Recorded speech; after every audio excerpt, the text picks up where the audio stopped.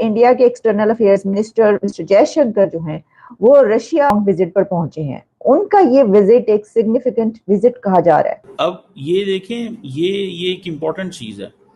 Putin जो है ही has met twice with Jaishankar. ये जो टाइमिंग है तो ये कितना क्रूशियल विजिट है। उन्होंने ये कहा कि India is the favourite country.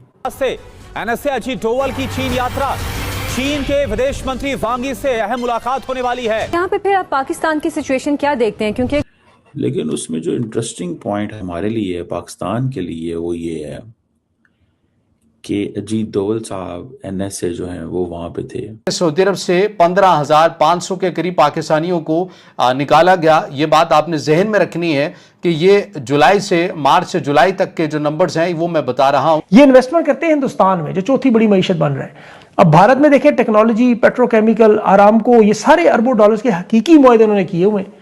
यहाँ पाक फौज की डील्स लिबिया, सुडान आपको राउटर से नजर आती हैं, कभी तुर्की, सऊदी अरब का दिफा नजर आता है, लेकिन मिलता कुछ भी नहीं। तो सबसे ज्यादा पाकिस्तानियों को जो डिपोर्ट किया गया वो सऊदी अरब से किया गया। डॉक्टर एस जयशंकर मॉस्को पहुंचते हैं। ये सिर्फ एक डिप्लोमेटिक विजिट नहीं है, ये भारत की फॉरेन पॉलिसी का एक पावरफुल मैसेज है। और उनको इस चीज का पता है कि जनाब ये मिलना जो है वो कितना जरूरी है।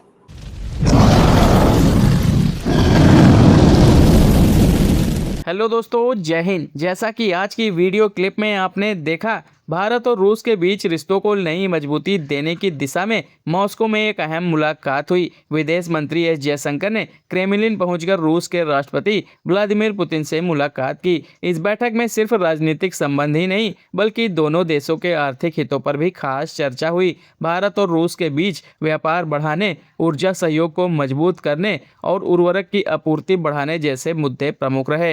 राष्ट्रपति पुतिन ने भारतीय कृषि क्षेत्र के लिए रूस की ओर से उर्वरक आपूर्ति बढ़ाने की पेशकश की। वहीं दोनों देशों ने वर्ष 2030 तक द्विपक्षीय व्यापार को 100 अरब डॉलर तक पहुंचाने के लक्ष्य पर भी काम तेज करने की बात कही।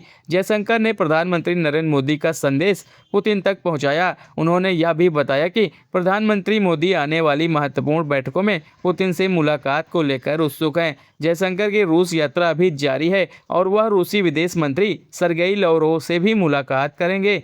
एक ऐसी दुनिया में जहां अमेरिका और रशिया स्ट्रेटेजिक राइवल्स हैं, उसी वक्त में जब इंडिया के external affairs minister doctor S Jaishankar Moscow पहुंचते हैं, ये सिर्फ एक डिप्लोमेटिक विजिट नहीं है, ये भारत की फॉरेन पॉलिसी का एक पावरफुल मैसेज है कि भारत किसी भी कैंप में बढ़ने के लिए रेडी नहीं है।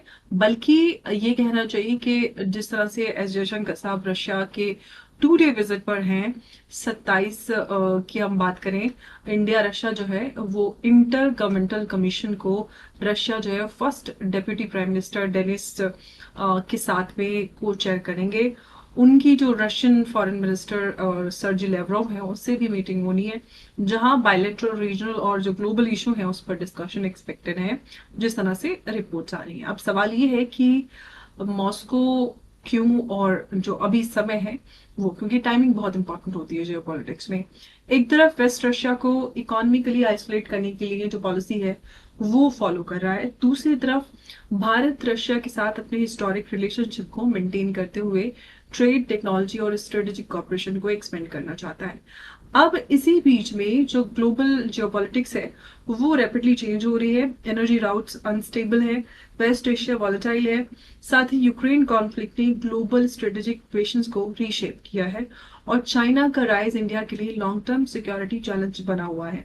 तो क्या जो जयशंकर जी का मॉस्को विजिट है वो एक सिंपल बायलैटरल मीटिंग है, या फिर भारत जो है वो अपनी इंपॉर्टेंट फॉरेन पॉलिसी स्ट्रेटेजी को एग्जीक्यूट कर रहा है? सवाल बहुत सारे हैं और हम उन्हीं सवालों के जवाब आज इस चर्चा में तलाश करेंगे। और चर्चा में एक बार फिर से चर्चा के लिए मौजूद है उमेश जी, स्वागत है आपका। जय नमस्कार। जय श्री राम अंबरती।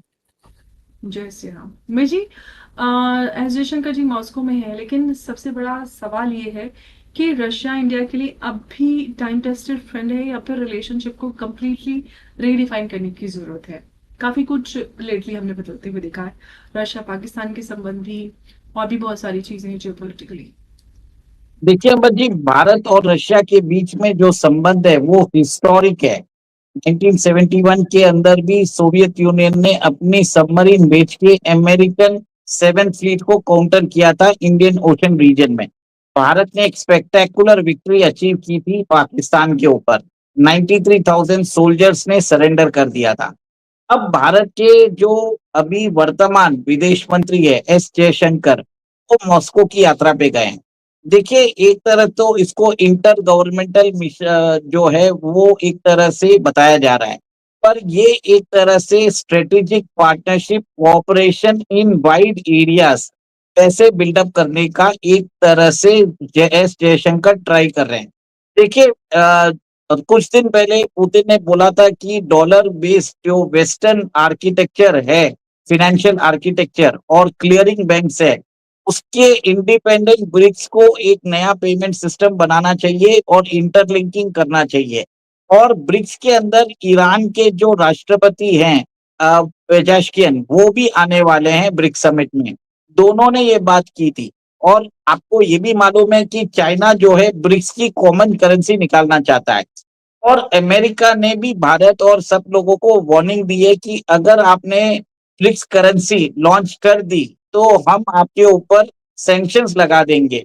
इसलिए कुछ दिन पहले यूएस के दोनों हाउसेस ने एक बिल लेके आए थे जिसमें इंडिया और चाइना को टारगेट करने की बात की गई थी, क्योंकि वो रशिया से तेल ले रहे हैं। तो ये एक तरह से जियोपॉलिटिकल चेसबोर्ड चल रहा है जिसमें बहुत सारी चीजें इंटरलिंक भी है।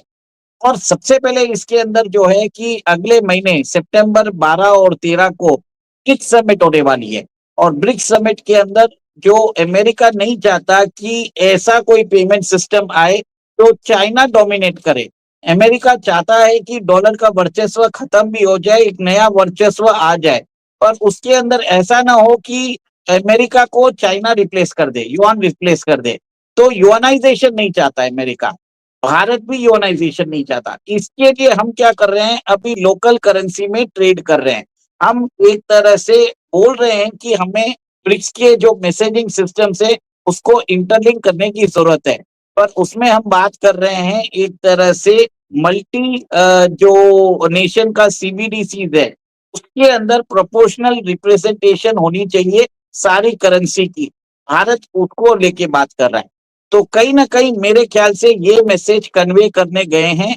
और इसी के ऊपर एक तरह से भारत जो है बैलेंस करना चाहता है अपने टाइस विद अमेरिका, अपने टाइस विद रशिया, और ब्रिक्स के अंदर जो अपना इन्फ्लुएंस है वो भी बढ़ाना चाहता है।